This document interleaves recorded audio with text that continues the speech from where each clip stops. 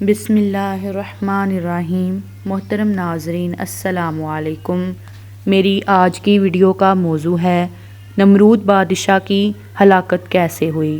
لیکن ویڈیو میں آگے بڑھنے سے پہلے اگر آپ نے ابھی تک اس چینل کو سبسکرائب نہیں کیا یا آپ اس چینل پر نہیں ہیں تو ہمارا چینل اسلامک ٹاکس کو سبسکرائب کریں تاکہ ایسی مزید ویڈیوز آپ تک پہنچ سکیں۔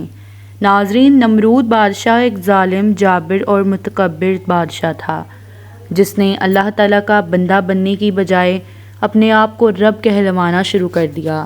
اللہ عز و جل نے حضرت ابراہیم علیہ السلام کے ذریعے اسے فرما بردار بندہ بن کر صرف اللہ تعالیٰ کی عبادت کرنے کی رغبت دلائی، مگر اپنی بادشاہت اور دولت کے گھمنڈ میں اس نے حضرت ابراہیم علیہ السلام کی مخلصانہ دعوت کو رد کر دیا۔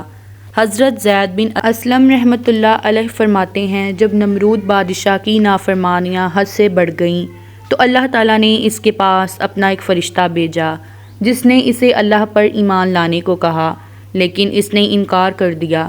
3 بار فرشتے نے یہی دعوت پیش کی، تینوں بار نمرود نے انکار کیا اور کہنے لگا، تم اپنے لشکر لے آؤ اور میں اپنے لشکر لے آتا ہوں۔ چنانچہ دوسرے دن نمرود نے سورج طلوع ہونے کے وقت اپنی فوجوں کو جمع کر لیا۔ اللہ تعالیٰ نے بڑی تعداد میں مچھروں کو بھیج دیا جنہوں نے نمرود کے فوجیوں کو اس طرح کاٹا کہ ان کے جسم صرف ہڈیاں رہ گئیں۔ ایک مچھر نمرود بادشاہ کی ناک میں بھی گھس گیا جو اسے بار بار کاٹتا تھا۔ اللہ تعالیٰ نے اس مچھر کے ذریعے اسے کافی عرصہ تک عذاب میں مبتلا رکھا۔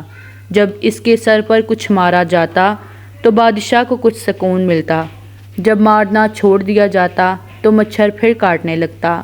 آخر کار وہ اللہ تعالیٰ کے حکم سے اسی مچھر کے کاٹنے سے ہلاک ہو گیا۔ امید کرتی ہوں کہ آپ سب کو یہ ویڈیو ضرور پسند آئی ہوگی۔ ویڈیو پسند آئی ہو تو ویڈیو کو لائک کریں، شیئر کریں اور چینل کو سبسکرائب کریں۔ اللہ حافظ۔